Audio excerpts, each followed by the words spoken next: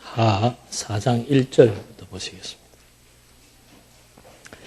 솔로몬이 또 노스로 제단을 만들었으니 길이가 20규빗이고 너비가 20규빗이며 높이가 10규빗이었다. 또 바다를 부어 만들었으니 지름이 10규빗이고 그 모양은 둥그렇으며 그 높이는 5규빗이고 줄로 둘레를 한번 돌리면 30규빗이 되었다. 6절 말씀에 또 대야를 10개 만들어 5은 오른쪽에 두고 5은 왼쪽에 두어 씻게 하였다. 번제했을 것은 거기서 씻게 하였으며 그 바다는 제사장들이 씻기 위한 것이었다. 우선 6절까지 말씀 봉독해 드렸습니다. 지금 계속해서 성전 건축 공사의 내용들을 하나하나 확인하고 있습니다. 성전 건축 공사하는데 첫 번째가 지정된 장소지요.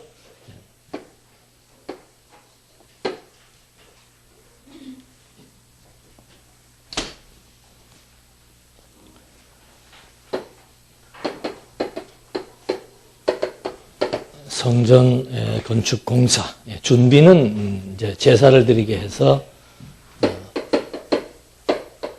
솔로몬에게 하나님께서 지혜를 허락하셔서 이제 성전을 건축하는데 전념할 수 있는 그런 이제 종교적 차원에서의 하나님이 준비 섭리를 시작하시고 또 주변 그 공사를 할 수 있는 모든 여건들을 이제 하나님이 다 갖췄습니다. 그런 다음에 솔로몬이 모리아 산에서 여호와의 전 건축 공사를 시행하게 되는 거죠. 성전 건축을 하려면은 장소, 하나님이 정해준 모리아산에 있는 그 장소에다가 그 다음에 중요한 것은 뭔가 솔로몬 왕이 전에 지성소를 이제 식양대로 하나님이 정해준 장소 모리아. 그 다음에 건축 양식들은 전부 하나님이 정해준 식양대로 하고 그리고 그 특별히 그 지성소에 있는 물건들에게는 금을 입힙니다. 금을 입힌다는 것은 뭐 영광스러운 광채를 입힌다는 거죠. 그래서 원래 그 지성소에 쓰는 나무들은 아주 그 구부러진 나무라고 하는 것은 이렇게 쭉 곧아야 쓰임새가 있는데 이 조각목이라고 하는 것은 저도 그 광야에 가서 봤는데 나무들이 계속 꾸불꾸불하니까 이런 나무들은 땔감용으로밖에 못 써요. 그런 나무들을 이제 잘 깎아가지고 거기에다가 금을 입혀서 영광스러운 도구로 하나님이 만들어서 사용하시고 이렇게 다 한 다음에 두 기둥을 세워놨다 그랬습니다. 야긴과 보아스. 그러니까 이 말은 이 모든 것이 하나님이 세우심. 이걸 이제 계속해서 기억하는 거죠. 그러니까 구약은 모형적인 시대이기 때문에 눈으로 보이는 어떤 이런 그 의식 또는 제도, 건물 이런 걸 통해서 여호와를 기억하도록 해놓은 겁니다. 그래서 이들이 성전이라고 하는 여호와를 만날 수 있는 유일한 장소, 하나님이 임재하신다라고 했던 지성소, 여기를 드나들 때마다 그 입구에 있는 큰 높이 세워진 기둥을 바라보면서 이 집은 하나님이 세우신 집이다. 이것이 그 집에 국한된 것이 아니고 사실은 이걸 통해서 우리 이스라엘 나라를 하나님이 세우셨고 이스라엘 나라를 하나님이 다스려 나가시고 이스라엘 백성들과 함께 하신다. 그래서 우리가 섬겨야 될 대상은 여호와이시다. 이 총합적인 내용들을 이제 기억나기 위해서 두 기둥을 세웠습니다. 그 다음에 이제 구체적으로 또 성전 공사를 하는데 노스로 단과 바다를 정한 식양대로 만듭니다. 단도 만들고 바다도 만들고 이게 지금 읽어드린 말씀이에요. 바다라고 하는 것은 연못이고 이렇게 제사장들이나 제물을 씻을 수 있는 그런 도구들이지요. 그러니까 뭐 여러 가지 이제 만드는 그 도구 자체야 뭐 쭉 읽어보면 나옵니다만 그 의미는 뭔가 하면은 성결시키는 겁니다. 깨끗하게 씻는 거죠. 그래서 제물도 이럴 때 다 조리를 해가지고 씻어서 하나님 앞에 이제 깨끗하게 태우기나 또는 그걸 넓적다리를 흔들거나 할 때 일단은 정결케 해야 됩니다. 그 다음에 사람도 제사를 드리러 들어갈 때는 부정한 몸으로 갈 수 없기 때문에 깨끗하게 씻고 하나님 앞에 나간다라고 하는 것. 그래서 이 의미는 하나님 앞에 나간다는 것은 재물이든 사람이든 어떻게 나갈 수가 없다. 더러운 죄인의 상태로서는 나갈 수 없다. 깨끗하게 물로 씻어서 거룩하게 한 다음에 하나님 앞에 나오게 하는 거. 그러니까 이 구약시대 때는 거룩하게 하기 위한 수단이 물로 씻는 거예요.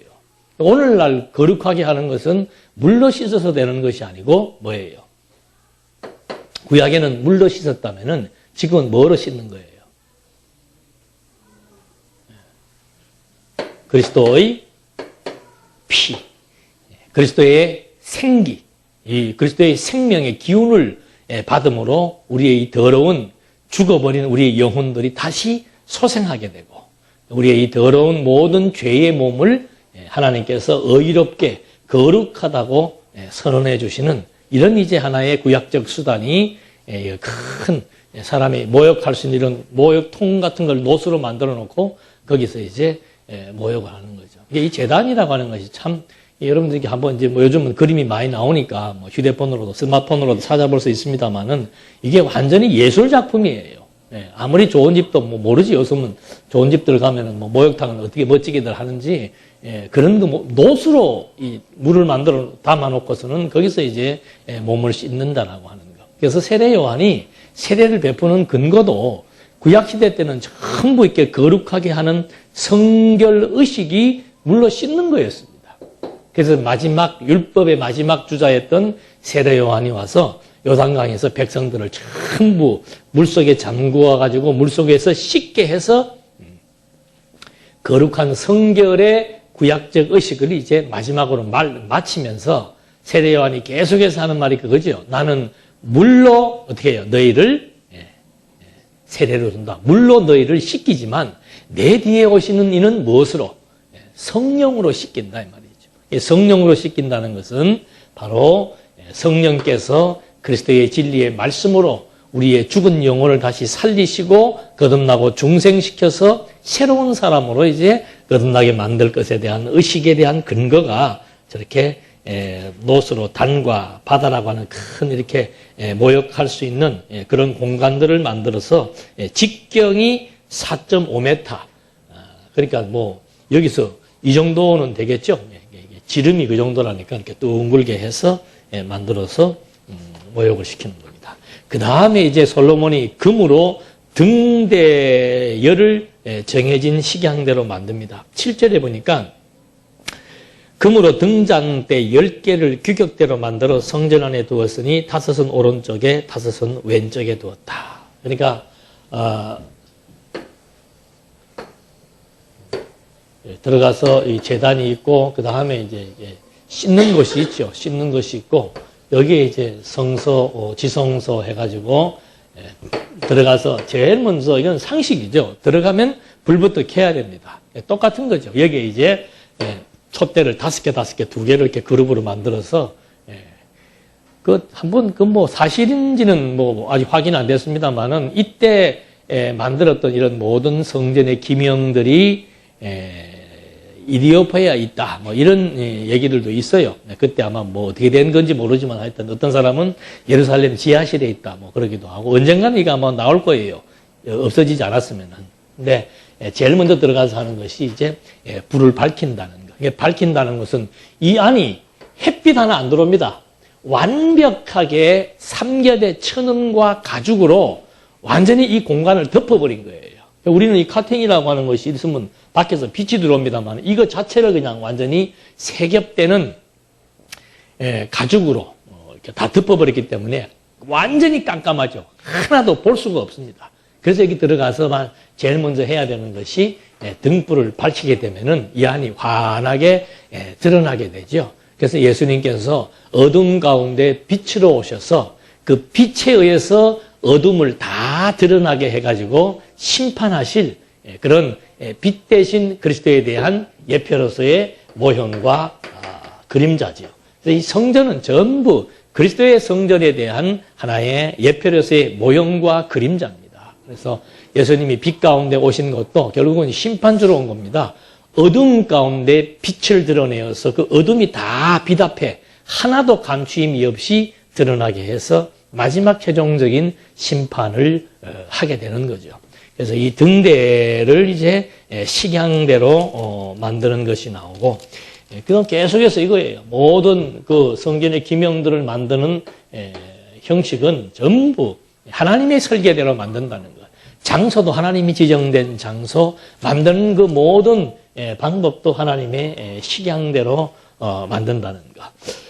그 다음에 이제 후람이 솥과 부삽과 대접 등의 기구를 또 식양대로 만듭니다. 이게 뭐 하는 건가? 뭐 짐승을 잡아서, 여기서 짐승 잡아서 그 다음에 태우기도 하고, 태우려니까 이 부삽 같은 게 있어야 되잖아요. 태워야 되고, 그 다음에 그거 해체해야 되고 하는 여러 가지 많은 재물을 이제 하나님 앞에 드리기 위한 그런 그 작업을 해야 되기 때문에 그에 따르는 솥도 필요하고 삽도 필요하고 대접 및 기구들 역시도 전부 하나님께서 다 정해주신 식양대로 만든다라고 하는 거. 그래서 이런 걸 만들 때 이제 지난 시간도 그런 얘기했습니다만은 석류 모양을 만들고 소를 이제 보여주고 하는데, 소는 희생 제물입니다. 소는 희생 제물을 상징을 하고 석류는 풍요로움을 상징하는 그런 의미로 이런 모든 기구들 이런 데다가 다 이렇게 조각을 해서 정말 멋있는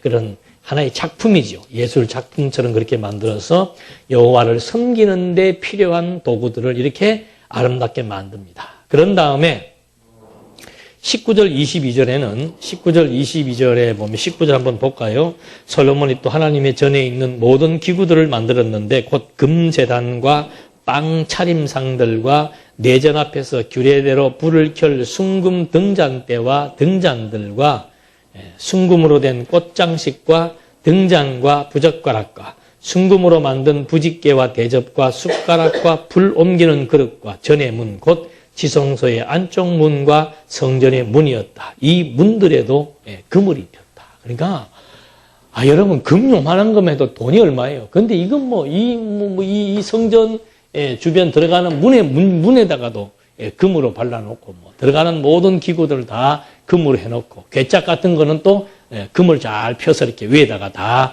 금으로 덮어버리고, 그러니까 막 황금빛, 그 영롱한 황금빛에 불빛을 비추어서 정말 영화롭고 아름다운 그런 성전을 이제 만드신 거죠. 그러니까 이런 아름다움은 하나의 진짜 모형이라고 그랬습니다. 그래서 천국이라고 하는 것은 가장 아름다운 진선미예요. 가장 진실하고 선하고 아름다움의 극치가 바로 뭔가? 그게 거룩한 하나님의 나라요, 하나님의 영광이라고 하는 거. 그러니까 여기에서 추구해 나갈 수 있는 어떤, 우리는 보통 그러잖아요. 아름답다, 외적인 미, 아름답다, 옷, 여러 가지 많은, 요즘은 가정도 인테리어 해가지고 이왕이면 다 멋있게 꾸미는 그런 것들은 한 1, 2년 지나고 나면은 다 이렇게 재미가 없어요. 처음에 그 아름다움이 쇠퇴가 돼가지고, 그 다음에 또 바꾸고 싶고, 또 갈아입고 싶고, 이런 이제 충동을 갖게 되는데, 이런 것도, 이것은 영원한 영광이기 때문에, 영원한 영광에 대한 하나의 예표이기 때문에, 그 영원한 영광이라고 하는 것은 이 세상의 그 어떤 아름다움보다도 정말 비교할 수 없는 정말 진선미라고 하는 사실을 우리는 깨닫게 되고, 그게 깨달아지는 만큼 세상의 아름다운 헛된 영광보다 이 본질적인 아름다운 참된 것을 추구하며 살아갈 수 있도록 우리의 가치의 전환, 우리 생각의 전환, 우리 행동의 변화, 이런 모든 것들을 가능하게 하는 겁니다. 이렇게 해서 모든 이제 진설병과 정금 등대들을 다 만들어서 성전 건축을 완료하게 되는 겁니다. 그러니까 이 성전 건축이라고 하는 것이 근거가 있죠. 근거. 그 근거가 이미 다윗에게 성전 건축에 대한 하나님께서 언약을 세워준 겁니다. 이 성전은 너는 못 짓지만 네 아들이 지을 것이니까 너는 그것을 지을 수 있도록 다 준비를 하라라고 하는 거. 그러니까 이 성전이라고 하는 것은 결국은 이제 영원한 성전이죠. 영원한. 이게 어떤 것이 이때 툭 튀어나와서 만들어진 게 아닙니다. 이 건물 성전은 거슬러 올라가면은 광야에서 천막을 쳤던 장막 성전이 있습니다. 그리고 그 장막 성전을 더 거슬러 올라가면은 가인과 아벨이 등장했던 돌 하나로 만들었던 그런 제단이 있습니다. 이런 것들이 전부 모형이에요. 모형. 그래서 이런 모형들은 결국은 하늘에 속한 것에 대한 계시지요. 하늘에 속한 참 성전, 그것이 오늘로 말하면은 교회예요.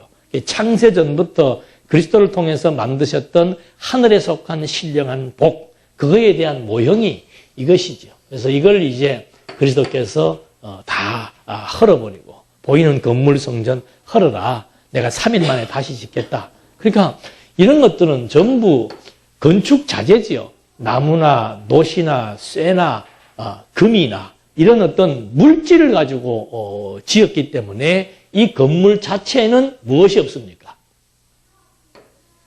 제일 중요한 생명력이 없는 거죠. 그냥 이 물질이에요. 물질. 아무리 좋아도 물질입니다. 그래서 이제 이런 것들은 참이 오면은 다 이제 필요 없어진다. 진짜가 온다는 거죠. 그 진짜가 바로 뭔가? 그리스도의 생명으로 건축한 겁니다. 그래서 당신의 생명으로 건축했다는 사실을 보여주는 사건이 죽음에서 부활하는 거예요. 그래서 이 건물을 헐어버리라. 내가 3일 만에 다시 세우겠다. 3일 만에 세우는 건물은 바로 뭔가? 당신의 생명을 죽이고 당신의 생명을 스스로 살리셔서 생명으로 건축한 그 지상에, 상천 하지에 하나밖에 없는 건물입니다. 지은 건물이 생명력이 있다는 거죠. 그게 바로 하나님의 성전이요, 오늘로 말하면 하나님의 나라인 교회라 이 말이죠. 그러니까 이 교회라고 하는 것은 우리도 그렇잖아요. 이 피조 세계에 살면서 가장 소중한 게 무언가? 내 생명이고 나와 관련된 생명체. 그게 우리 자녀들 아니에요. 부모와 자식, 이거는 생명 관계이기 때문에 이게 무슨 돈으로 환산하거나 어떤 행동으로 환산하는 게 아니고 그냥 피예요, 피. 그런 것처럼 하나님 보시기에 가장 완벽한 건축물, 이거는 인간의 혈육적 관계를 초월하는 모든 생명의 근원이신 그리스도의 생명으로 만들었기 때문에 이 지상에서 하나님 보실 때 가장 소중한 것, 가장 아름다운 것, 가장 거룩한 것, 가장 가치로운 것, 그건 교회예요, 교회. 그래서 하나님께서 이 교회를 신약의 논리체계가 그래서 교회 중심으로 나오는 겁니다. 교회의 기초를 하나님이 누구를 통해서? 생명의 근원이신 그리스도로 말미암아 교회의 기초를 삼으신 거예요. 왜? 이게 생명으로 건축되는 건축물이기 때문에 이 건축물은 생명으로 기초하지 않으면 안 되는 거죠. 죽은 것으로 만들 수가 없고 산 것으로 만들어야 되고 그 살아있다는 생명 자체가 모든 것을 존재하게 하는 생명의 근원에 의해서 기초가 나와져야 그 기초 위에 세워지는 모든 것들도 이 생명의 기운을 받아가지고 존재할 수 있다 이 말입니다. 그래서 신약의 교회의 기초가 생명의 근원이신 그리스도가 되고 그 그리스도에 대한 기운이 그냥 예루살렘, 유대, 사마리아 땅끝까지 증거되고 전파됨으로 말미암아 교회가 이제 세워지고 그 세워진 교회를 무엇으로? 이 생명으로 이제 점점점 양육시키고 무장시키고 그 다음에 이 생명이 적대 세력과 싸우게 하고 그리고 최종적인 생명의 승리를 얻도록 만들어 나가시는 것이 하나님이 이 피조세계, 창조와 종말이라고 하는 시작과 끝이라고 하는 나타나서 보여주고 그 다음에 보여준 모든 것들을 다 접어버리는 이 피조세계를 섭리하시는 섭리의 중심점, 축, 그게 바로 교회라는 거예요. 교회라는 게. 이런 교회라고 하는 것도 그 본질적인 교회의 개념을 이해하지 못하면은 그 다음에는 이제 교회 자체에 대한 의미도 약화될 수밖에 없고 모든 가치도 축소될 수밖에 없는 거죠. 그래서 이런 교회의 지체, 이게 그래서 가장 소중한 겁니다. 이런 맥락 속에서 이제 교회 성전 건축에 대한 근거를 확인할 수 있고 그 방법은 아까 말씀드린 대로 전부 하나님이 정해놓은 식양이에요. 이것도 하나님께서 언제부터 정해놓은 창세전부터 하나님의 계획입니다. 우리의 선택이나 우리의 의도가 반영되는 게 아니고 철저하게 하나님의 계획, 전폭적인 하나님의 계획에 의해서 만들어지는 것이고 목적은 뭔가? 왜 이거 하나님께서 이 건물을 지었는가? 직접적인 목적은 이 건물을 짓기 위한 하나님의 계시고 또 근본적인 것은 영원하신 하나님의 영광을 이 교회를 통해서 우리에게 삶의 모든 전반으로 말미암아 깨닫고 교회에 대한 가치를 알고 살아가게 하기 위한 거죠. 그래서 이 구약에 나와 있는 성전 건축의 의미라고 하는 것은 정말 생명으로 세워질 신령한 교회에 대한 예표로서의 모형과 그림자다. 이런 맥락으로 이제 우리가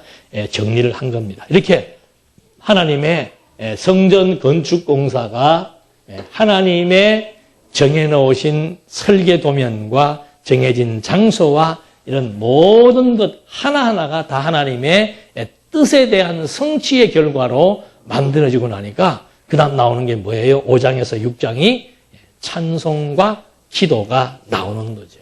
그러니까 이 찬송과 기도라고 하는 것은 이것을 깨달은 뭐예요? 인식의 결과입니다. 그래서 우리가 지금 오후 시간도 교회에 대한 무장을 공부하고 있는데 사실 그 찬송하고 기도한다는 것은 성도의 기본 생활이잖아요. 그게 성도의 기본 생활이에요. 성도의 기본 생활은 그러면은 그 전제가 뭔가 똑같아요. 성전을 건축하고 나서 솔로몬과 백성들이 모여가지고 그 여호와의 이 성전이 건축되는 과정을 통해서 여호와의 뜻도 알 수 있고 여호와의 능력도 보았고 여호와의 사랑과 자비도 확인한 거예요. 그러니까 그 여호와의 그 이름을 막 온 국민이 찬송하는 것처럼 오늘 우리 신약 교회의 우리 성도들의 삶도 역시 찬송과 감사예요. 그럼 그 찬송과 감사가 어떻게 나오는가? 그래서 먼저 에베소서가 교회의 무장 가운데 에베소서가 제일 먼저 나오는 이유가 바로 뭔가? 똑같은 거예요. 교회에 대한 진리 인식이에요. 도대체 이 교회가 뭔가? 구약시대 때는 성전을 건축해놓고 백성들이 눈으로 보면서 찬송하고 감사했죠. 신약에서는 뭔가 이제 보여주는 거 저렇게 끝내버리고 신약에서는 신령한 교회를 하나님께서 우리에게 지은 사실을 바울을 통해서 에베소서라고 하는 짧은 내용이지만 그 내용 속에 이 신령한 하나님의 나라인 교회가 무엇이며 어떻게 지어졌는지를 먼저 확인시켜 주는 겁니다. 하나님의 식양대로 하나님이 정해진 장소에서 하나님이 다 금을 입혀서 만든 것처럼 이 신령한 생명교회는 성부 하나님의 계획 그대로예요. 성자 하나님이 실제로 사역을 한 거죠. 이 건물을 짓기 위해서. 그래서 성자 하나님의 구석이 나오고 이렇게 지어진 모든 내용들을 성령께서 끊임없이 우리에게 증거, 확증하게 해주는 이것이 이 교회가 지어지게 된 전 과정이라 이 말입니다. 그걸 우리는 이제 기초라고 얘기하는 거예요. 이런 사실을 이제 깨닫게 되니까는 나오는 게 뭐예요? 찬송과 감사가 나오는 거예요. 이건 이제 성도의 생활이죠, 생활. 그러니까 이렇게 해서 교회의 진리가 인식되고 나니까는 내가 무엇이다? 그리스도의 무엇이다? 지체라고 하는 사실을 깨닫고 지체의식이 생기기 시작하는 거예요. 이 지체가 도대체 뭔가? 지체의 개념이 뭔가? 그 지체의식이 에베소서를 통해서 확인되게 되니까 그 다음에는 지체니까 당연히 뭐 하는 거예요? 지체니까. 함께 하는 거 아니에요. 함께. 무엇에? 복음에. 복음에 함께 하는 거예요. 함께 동참하고 함께 참여하고 함께 협력하는 거. 이것이 이 결과로 나타나는 거죠. 골로새서는 뭡니까? 이 지체된 주체, 우리를 지체로 만드신 주체, 그분이 바로 그리스도라 이 말입니다. 그 그리스도에 대한 확신에 흔들리지 않는 것이 굳은 믿음이에요. 그리고 그 믿음이 계속해서 자라야만이 성도로서의 아름다운 생활이 연출될 수밖에 없는 거죠. 그래서 여기에서는 흔들리지 않는 굳은 믿음, 그 믿음을 가지려면은 이 교회의 주체 대신 그리스도를 우리는 주로 받았다. 내 몸의 머리가 바로 그리스도다. 그 사실을 여기서 확인시켜 주는 거죠. 그러면서 데살로니가에 있어서 뭐라고 얘기하는 겁니까? 여기 찬송과 기도가 나오잖아요. 그래서 마지막 데살로니가서에서는 항상 뭐 하는 거예요? 기뻐하는 게 뭐합니까? 그게 찬송하는 거예요. 항상 기뻐하라. 깔깔깔깔 웃는 그런 기쁨이 아니에요. 성도 생활에 있어서 가장 절정은 뭔가? 찬송과 기도입니다. 그러니까 이 성도 생활의 마지막 단원에서 바울이 한 번 더 제시해 주는 것은 뭔가? 항상 기뻐하자. 그 말은 뭔가? 항상 찬송한다. 그 말이죠. 기쁘니까 찬송하는 거죠. 그 다음에 쉬지 않고 뭐 하는 거예요? 기도하는 거고. 그 기도는 바로 뭡니까? 이 신령한 하나님의 교회에 대한 진가를 깨닫고 이것에 대한 의미를 깨닫고 존재의 가치를 깨닫고 왜 이 교회가 여기에 필요한지를 아는 자만이 할 수 있는 것이 기도지요. 기도. 이 하나님의 성전을 짓는 과정을 백성들이 다 참여하고 백성들이 성전이 지어지는 과정을 다 보게 되니까 찬송하게 되고 이 하나님의 이 솔로몬의 성전이 하나님의 계획대로 이루어졌다는 사실을 알게 되니까 앞으로도 모든 성전을 통한 모든 스케줄과 모든 하나님의 계획은 반드시 이루어지기를 원합니다. 그게 기도예요. 그래서 쉬지 않고 기도하고 그다음 뭐예요? 범사? 감사하는 거. 이게 교회의 무장이지요. 무장. 지체들이 살아가는 성도의 생활입니다. 그러니까 생활을 무시하고 산다는 것은 그건 지체의식이 결여된 거고 지체의식이 결여됐다는 것은 아직도 지금 내가 이 과정에 대해서 인식하지 못하고 있다는 거예요. 그래서 요한복음에서는 그걸 비유로서 나는 포도나무요 너희는 가지다. 이 나무는 뿌리로부터 모든 양분을 공급받아서 최종적으로는 포도라고 하는 열매를 맺게 돼 있다. 열매 맺지 못하는 가지는 다 어떻게 하겠다? 잘라버리겠다. 그 말의 의미가 바로 뭔가? 이게 지금 이런 맥락 속에서 해주는 거죠. 그래서 물론 그 열매를 맺지 못한다는 것이 근간은 하나님의 불택이에요. 버리기로 작정되어 있기 때문에 그런데 이 과정 속에 있을 때 우리가 이걸 살펴보게 되면은 이 전체가 다 하나님께서 찬송이 왜 나오는 겁니까? 하나님께서 다윗과의 언약대로 이 모든 성전을 하나님께서 건축하도록 섭리해 오셨다는 사실을 깨닫게 되니까 하나님 여호와 이름을 찬송하는 것처럼 오늘도 똑같아요. 우리는 하나님이 하신다 그러면 딱 이분법 구조 가지고 있습니다. 여기 하나님이 어떻게 해요? 하신다. 그러니까 이 중간에 뭐가 생겨요? 공백이 생겨요. 하나님이 하시니까 나는 뭐 하는 거예요? 모르겠다 이 말이에요. 하나님이 하시니까 나는 모르겠다 이거죠. 그래서 냉소적이 되고 이기적이 되고 나태화 아주 이게 역기능이 발산하는 거예요. 순기능 이게 순기능이에요. 순기능. 지체로서의 순기능이 이거란 하나님이 하게 하신다라고 하는 말씀의 과정 속에 이게 하나님께서 하게 하시는 과정이에요. 어떻게? 성도들로 하여금 항상 기뻐하고 쉬지 않고 기도하고 범사에 감사할 수 있도록 어떻게 하게 하시는가? 이런 과정을 통해서 하게 하시는 거예요. 그러니까 성도의 열매는 뭔가? 다른 거 진단할 필요 없습니다. 가을철 되면 우리 감나무 감이 열려도 딱 보면 알잖아요. 튼실튼실한 거, 병들은 거, 금방 나타나는 것처럼 성도의 생활 바로 뭔가? 이거 전체가 다 하나님이 하게 하시는 거예요.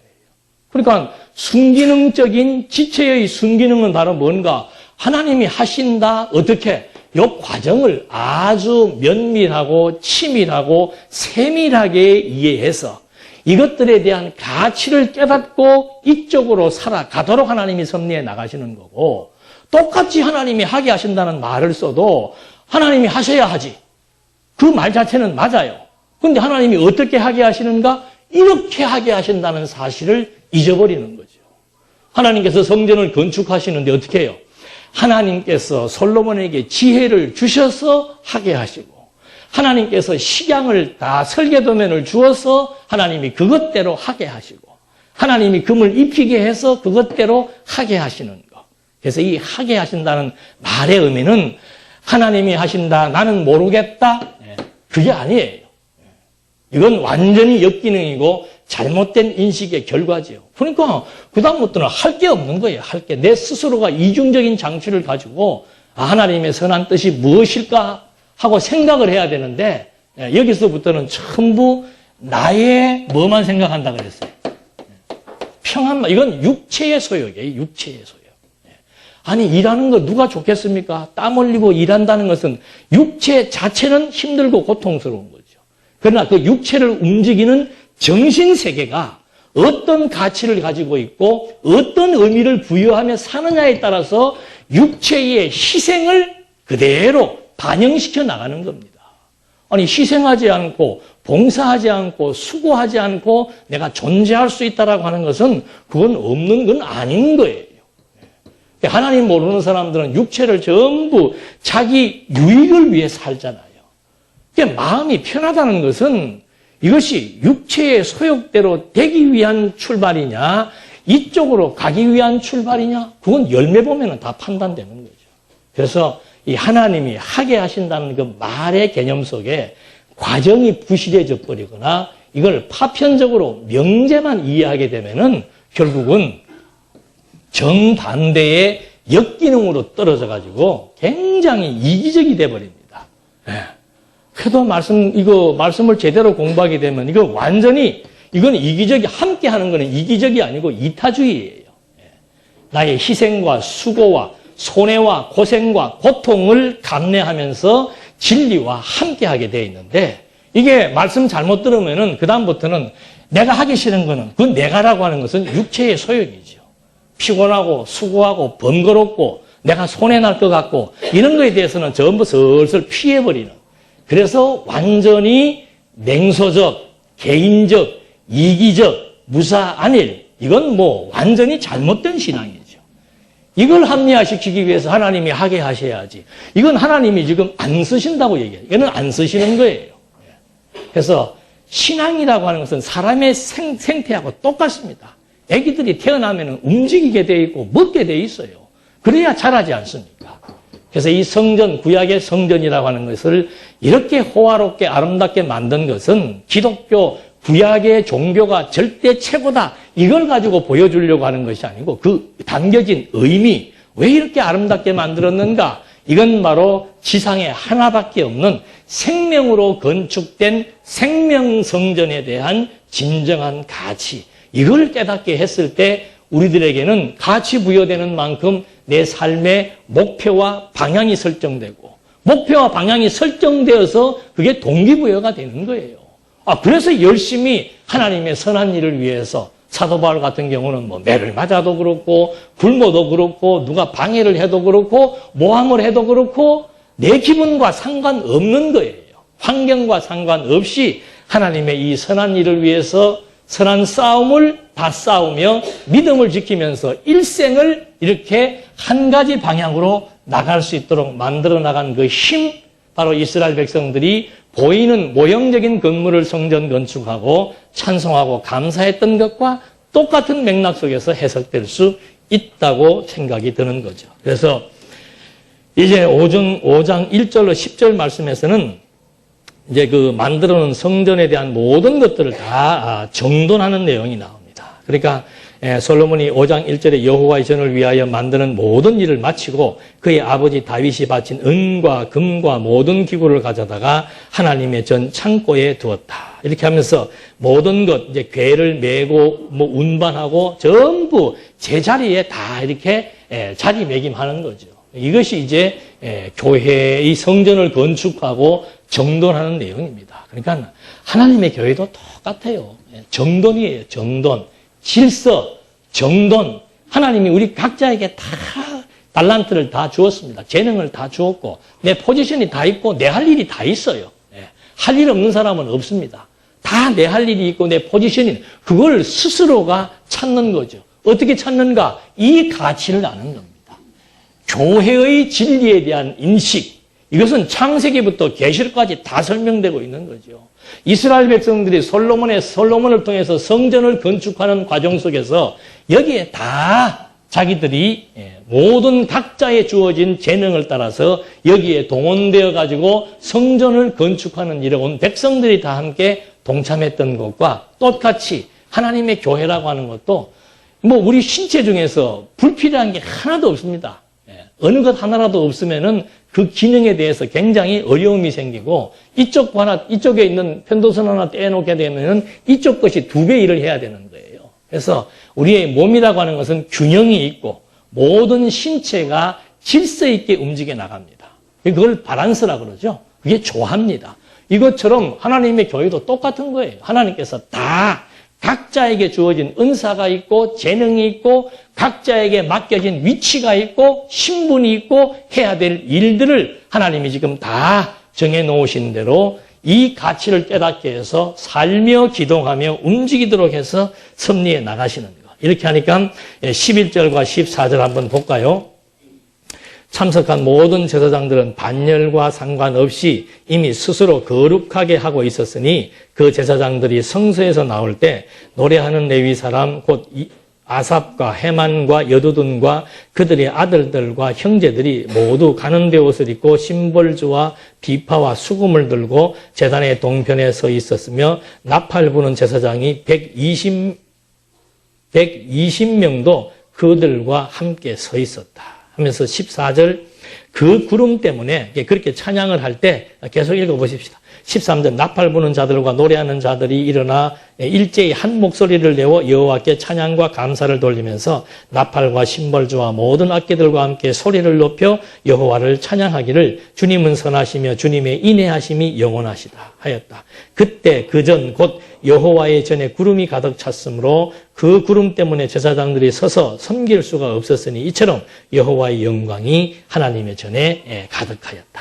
그러니까 이제 다 이 건물을 완공을 하고 그 다음에 마지막 마무리죠. 우리도 그렇잖아요. 이 건물 이거 다 짓고 나니까 제일 마지막에 하는 게 뭐예요?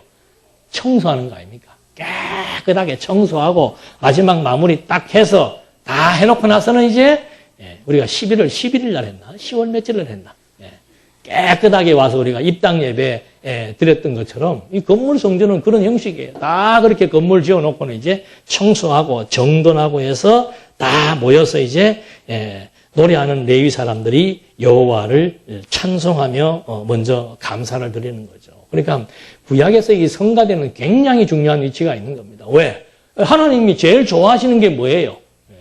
그게 찬송이에요. 찬송. 그러니까 백찬송이라고 하는 것은 무엇을 찬송하는 것과 하나님의 살아계심에 대한 존재를 깨닫고 그분의 영광을 찬송하는 거기 때문에 찬송을 받으시기에 합당하신 그분에 대한 영광을 이제 성가대원들이 먼저 다 자리매김해서 거기서 하나님 앞에 찬송을 드리게 되는 겁니다. 그 찬송의 내용이 뭐예요? 하나님은 뭐예요? 선하시고 자비하심이 영원하시다. 선하다는 건 뭡니까? 선하다는 것은 하나님이 자기 좋은 대로 해나가신다 이 말이죠. 이 성전 건축하는 것이 하나님의 기쁘신 뜻이에요. 그리고 하나님이 창조 때도 모든 피조물을 만드시면서 첫째 날, 둘째 날, 셋째 날 계속해서 하나님 보시기에 뭐 했더라? 좋았더라. 그러니까 피조 만물을 만드시는 것도 하나님의 선하심이고 이 하나님의 성전을 만드는 것도 뭐예요? 하나님의 선하심이에요. 그래서 그 여호와는 나의 목자신 이 그 찬송가에도 보면은 뭐가 나와요? 선하고 인자하심이 영원하더라 하면서 요즘 나오는 찬송에도 나와 있는 것처럼 이 건물 성전을 통해서 백성들이 볼 수 있는 여호와는 어떤 분이신가? 선하신 분이에요. 이 모든 것은 당신의 기쁘신 뜻이죠. 성전을 건축하는 것이 당신의 기쁘신 뜻이에요. 그러니까 여기에서 생명으로 지으신 성전을 건축하는 것도 하나님의 기쁘신 뜻이에요. 그래서 이 하나님의 성전 건축에서 예배를 드리는 첫 번째 요건이 바로 뭔가? 하나님의 기뻐하시고 선하시고 온전하신 뜻이 무엇인지 분별하는 거. 이게 영적 예배라 그러잖아요. 그러니까 건물 성전 지어놓고도 성가대들이 모여가지고 하나님의 선하고 인자하심을 찬송한 것처럼 오늘 신령한 성전에 있어서의 찬송의 첫 번째, 예배의 첫 번째가 바로 뭔가? 하나님의 선하심을 찬송하는 거죠. 그래서 우리의 성도들의 생활이라고 하는 것은 항상 뭐가 이게 도대체 하나님의 기쁘신 뜻일까? 왜? 내가 지금 죽었다가 살아난 거예요. 그리고 가장 가치로운 내 존재를 하나님이 가장 가치로운 자리에 올려놓은 것이죠. 그게 깨달아지면은 죽음에서 나를 살려주신 분, 예? 죄인인 나에게 사형 선고받고 죽을 수밖에 없었던 나를 갖다 하나님이 다시 의로 심판하신 거, 이런 하나님의 구속의 은총을 깨닫게 되면은 늘 그분의 뜻만을 생각할 수밖에 없는 겁니다. 그래서 지금 우리가 조금 이게 빗나가는 것 중에 하나가 뭔가 하면은 하나님의 말씀을 들으면은 전부 자기 평안에만 안주를 하는 거예요. 자기 평안에만. 아니에요. 평안함을 주셨으니까 그 평안함을 가지고 나에게 평안함이라고, 심령의 평안이라고 하는 것이 얼마나 좋은 줄을 알게 되면은 그 평안을 유지하게 된, 평안을 얻게 된 과정을 깨닫게 되면은 나에게 평안을 주신 그분의 뜻을 반드시 뭐 하게 돼 있어요? 추구하게 돼 있다니까. 그러니까 이 초보적인 종교 수준은 그냥 나만 생각하는 거예요. 내 평안, 내 좋음, 이것만 생각하지만 조금 더 깊이 있게 하나님의 영광을 보게 되면은 그다음부터는 내 뜻, 내 생각, 내 욕망, 내 평안을 추구하는 것이 아니고 하나님의 기뻐하심, 하나님이 온전히 여기시는 것, 하나님의 뜻, 이런 것들에게 이제 초점이 모아지면서 내 생각과 마음과 모든 삶들이 내 중심에서 이제 이 축이 하나님 중심으로 바뀌어 나간다는 거죠. 이것이 성도의 생활이고 성도의 성숙이고 성도의 변화입니다. 말씀은 살아 운동력이 있기 때문에 우리의 영혼과 관절과 골수를 다 쪼갠다. 그 말이 무슨 말인가? 분해시키는 게 아니고 고착화된 우리의 죄성들, 고착화된 내 중심의 이기적인 사고, 나의 육체의 소욕, 이런 것들을 파괴시켜서 점점 이제는 하나님 뜻을 중심으로 하나님과 생각이 같아지는, 초점이 같아지는, 코드가 같아지는 이런 방향으로 섭리가 되기 때문에 이제는 우리 범사의 모든 생각의 기준이 나에서 하나님으로 축이 옮겨지기 시작하는 이것이 바로 성도의 성숙된 생활이고 변화하는 성도의 모습이라는 거죠. 이것은 변할 수밖에 없습니다. 누구든지 변할 수밖에 없어요. 무슨 뭐 말 따로 있고 행동 따로 있고 글 따로 있고 행동 따로 있고 그게 아니에요. 자기가 깨달아 하는 것만큼의 수준에 따라서 점진적인 변화에 의해서 우리 다 알고 있잖아요. 아내가 말씀을 공부하고 나면 남편이 제일 먼저 느끼잖아요. 뭘 느끼는가? 변화되는 걸 느끼는 거예요. 자식이 변화되는 걸 부모가 느끼고 또 부모가 변화되는 걸 자신이 느끼고, 이 변한다는 것은, 변화가 된다라고 하는 것은 내가 지금 살아있다는 것에 대한 반증이에요. 이게 살아있는 거예요. 이건 죽어있는 거고 숨쉬지 않는 거고 질식 상태에 있는 거고, 아 살아있네. 내 존재감을 무엇으로 하는가? 결과로 나타나는 거죠. 내가 정말 범사 항상 하나님에 대한 것 감사와 찬송이 끊이지 않고 정말 하나님의 뜻대로 되어지는 역사 섭리를 바라보면서 어떠한 형편과 여건에 처하더라도 하나님을 잊어버리지 않고 하나님을 중심으로 생각하고 해석하고 판단할 수 있는 이것이 바로 이스라엘 백성들이 성전을 건축하고 드렸던 성가대의 찬송 내용과 동일한 거죠. 이렇게 되니까 이제 먼저 찬송을 드리고 나니까는 솔로몬이 백성들에게 여호와의 언약이 성취됨을 선포하는 겁니다. 그러니까 이 건물 하나 놓고 지금 얘기하는 겁니다. 이 건물 하나 지은 이것이 여호와의 언약대로 된 것이다. 그래서 이 언약이 중요한 거예요. 그러니까 구속사라고 하는 것은 뭔가 이 건물을 바라보면서 아, 이 건물을 통해서 우리의 죄가 용서된다. 이건 1차적이에요. 1차적인 거. 잘못된 게 아니고. 왜? 여기 제사를 드리잖아요. 백성들이 제사를 드려가지고 죄 용서를 받지 못하면은 이건 뭐 나라에 엄청난 재앙이 온단 말입니다. 그러니까 1차적으로는 백성들이 이 건물을 통해서 제사를 드릴 때 백성들의 죄가 용서되어져서 하나님의 자비하심을 보여주는 것이고, 그럼 이 일을 하나님이 왜 하시는가? 이걸 근접한 이유는 바로 뭔가? 하나님이 다윗에게 뭐 한 것이다? 언약한 거다 이 말입니다. 다윗 때 벌써 언약을 해서 솔로몬 때 실행을 해가지고 이걸 지어서 이스라엘 백성들과 하나님과의 관계의 소통이 유기적으로 원활하게 이루어지도록 하나님이 섭리해 나가시겠다라고 하는 거. 그래서 이걸 짓고 나서 보니까 백성들과 솔로몬 역시도 이 건물은 바로 하나님의 언약대로 지으신 것이다. 하나님의 언약대로 지었다는 말의 의미는 뭔가? 하나님의 약속이 우리를 당신의 친백성 삼았고 친백성으로 삼은 이상 하나님은 우리의 아버지가 되시고 아버지가 되시기 때문에 자녀들의 모든 죄를 가감없이 용서해 주시면서 아버지와 백성들, 아버지와 자녀들 간의 관계가 사랑의 관계로 유지된다라고 하는 이걸 깨닫게 해주는 것. 그래서 선하고 자비하심이 영원하시다 하는 찬송을 부르게 되는 거죠. 이래서 6장 1절에 보니까 그때 솔로몬이 말하기를 여호와께서는 캄캄한 데 계시겠다고 말씀하셨으나 제가 주께서 계실 전 곧 주께서 영원히 계실 처소를 건축하였습니다. 왕이 얼굴을 돌려서 이스라엘의 온 회중을 축복하였으니 이스라엘의 온 회중은 서 있었다. 왕이 말하였다. 여호와 이스라엘의 하나님을 송축하여라. 여호와께서 그 입으로 내 아버지 다윗에게 말씀하신 것을 이제 그 손으로 이루셨다. 주께서 말씀하시기를 내가 내 백성을 이집트 땅에서 인도하여 낸 날부터 내 이름을 둘 전을 건축하기 위하여 이스라엘 모든 지파 가운데서 아무 성읍도 택하지 않았고 또 내 백성 이스라엘의 주권자를 삼기 위하여 어느 누구도 택하지 않았으나 내가 예루살렘을 택하여 내 이름을 거기 두고 또 다윗을 택하여 내 백성 이스라엘을 다스리게 하였다라고 하셨다.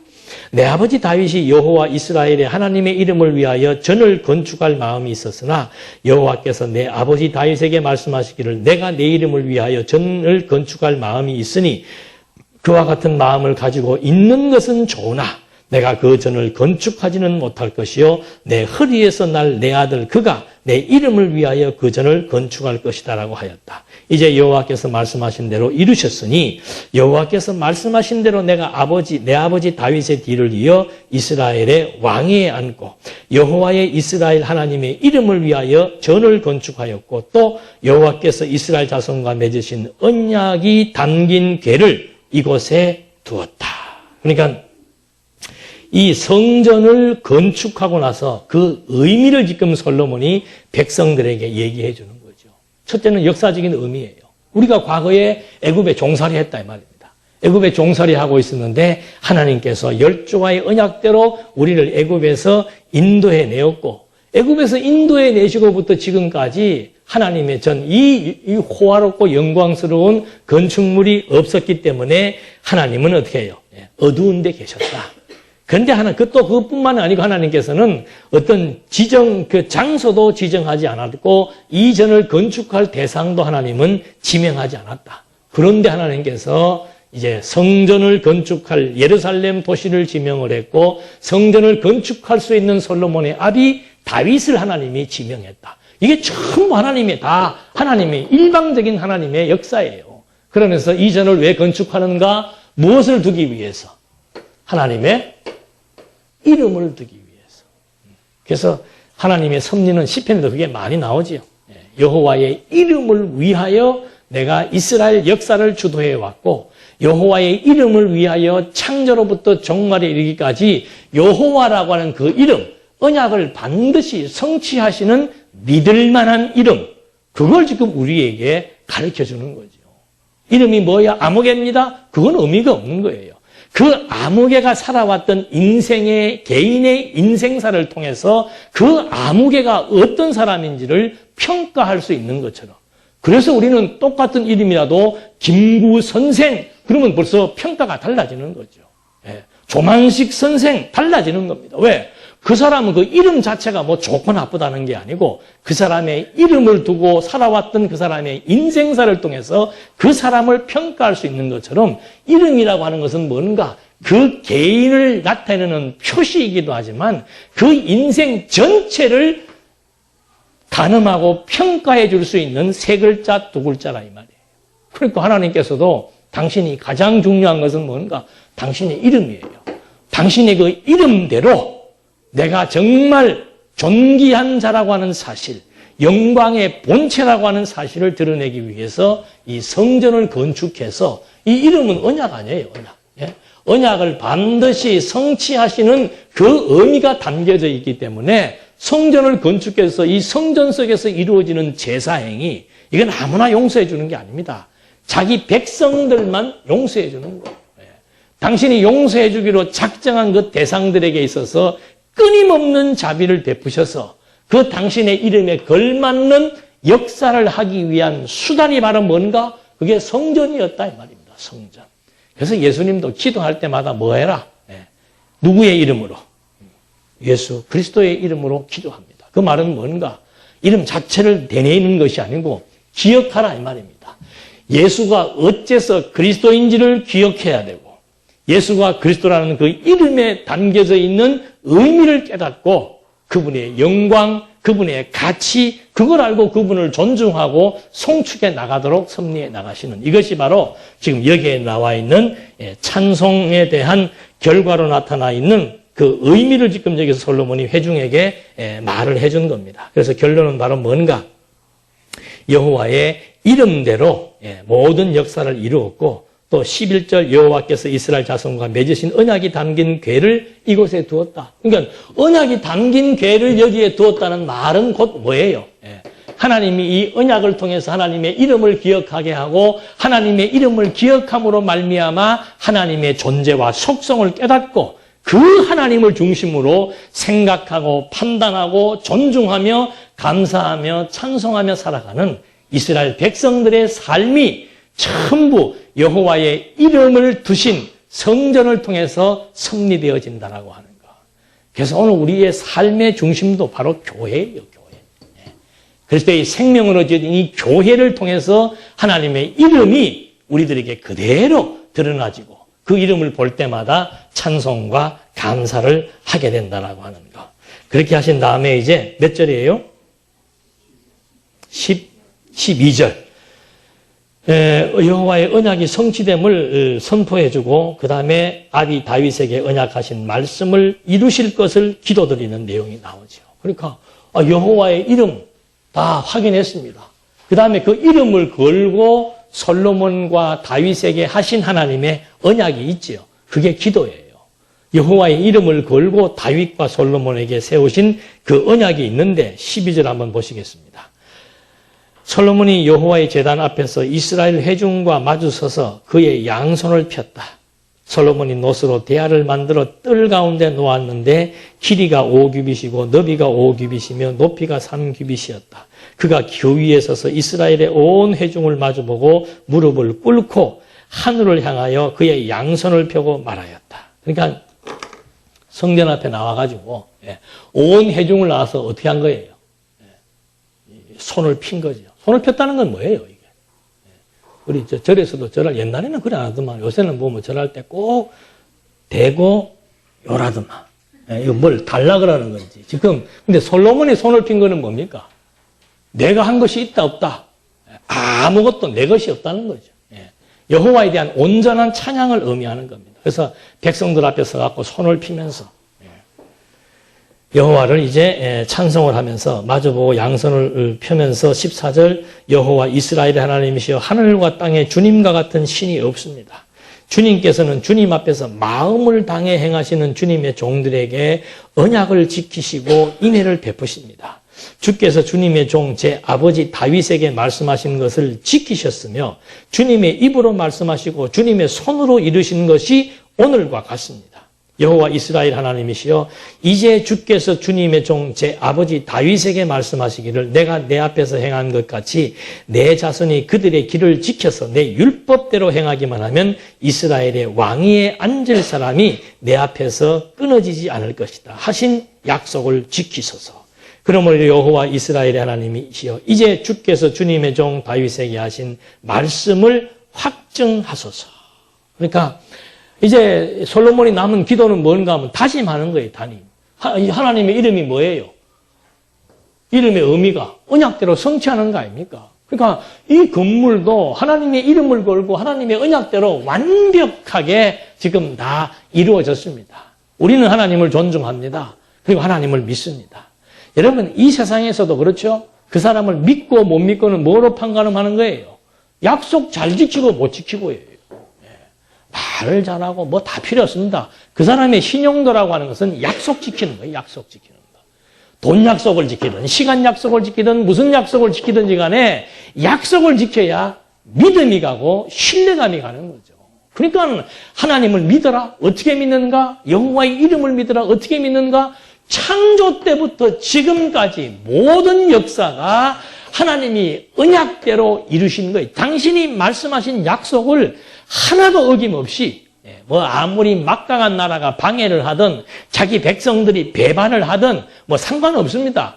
천재지변이 일어나든 하나님의 언약은 반드시 이루어졌고 지고 있기 때문에 앞으로 이루어질 것에 대한 확신도 생기는 거죠. 그래서 믿음이란 것은 뭔가? 이 여호와의 존재, 이분이 어떻게 역사를 섭리해 나가시는가? 지금 우리도 지금 이제 내년 연말 되고 연초 되면 또 토종 비결이고 뭐고 많이 보잖아요. 왜 보는 거예요? 궁금하다 이거죠. 왜 궁금한가? 내 생각대로 될 것인가 안 될 것인가가 궁금한 거예요. 그런데 하나님을 알면은 내 생각하고 상관없이 여호와의 이름이 가지고 있는 그 의미대로 하나님은 나를 통해서 설계하시고 계획하신 모든 일의 시점과 분량과 주변 모든 것들을 반드시 뭐 하신다? 이루신다. 그게 확실히 믿어지면. 그리고 하나님이 하시는 일은 선하신 일 아니에요. 하나님이 하시는 일은 선하시고 기쁘신 일이에요. 그 선하고 기쁘신 일에 대한 가치를 같이 부여하게 되면은 미래에 대해서 걱정, 근심할 일이 없는 거예요. 때를 따라 하나님이 다 섭리해 나가신단 말입니다.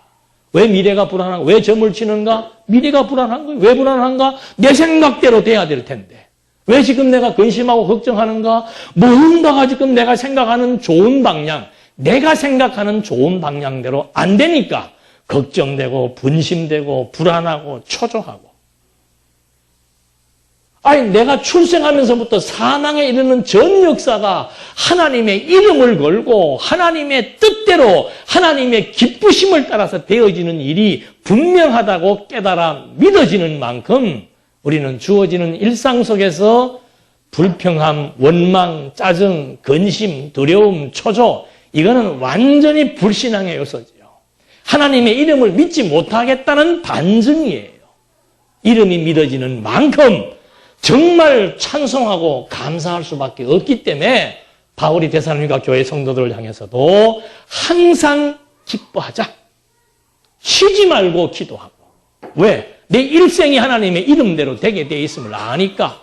그리고 범사에 감사할 수 있는 것은 이런 하나님의 선하신 뜻대로 만사가 진행되게 돼 있다는 것이 이루어져 왔고 지금도 이루어지고 있고 앞으로도 이루어질 것이 너무도 분명하게 확정되기 때문에 여기 지금 솔로몬이 멋진 말 하잖아요. 예? 어디 갔어요? 주님의 종 다윗에게 하신 말씀을 뭐하게 하소서? 확실히 증거해달라 이 말입니다. 여호와의 이름대로 된다는 사실을 나에게 확정시켜달라 이 말이죠. 그게 우리의 기도예요. 하나님 불안합니다. 하나님 마음이 심란합니다. 뭔가 내년이 불투명합니다. 이거 어떻게 될지 모르겠습니다. 뭐라고 기도하실래요? 하나님, 내게 지혜를 주셔서 여호와의 이름을 확증할 수 있도록 나를 붙들어 주시옵소서. 이것이 성도들의 기도입니다. 기도하시겠습니다. 우주와 만물을 창조하시되 당신의 이름을 걸고 뜻대로 당신의 능력으로 섭리해 오신 이 우주의 역사를 통해서 우리 개인의 역사를 통해서 현재 내가 지금 살아가는 이 현재 모든 여건들을 통해서 여호와의 이름에 대한 영광을 다시 한번 돌리게 됩니다.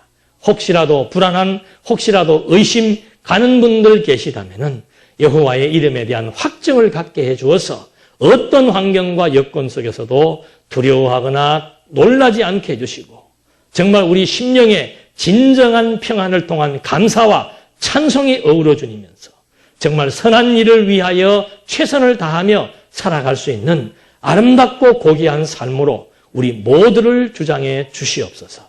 예수님의 이름으로 기도드립니다. 아멘.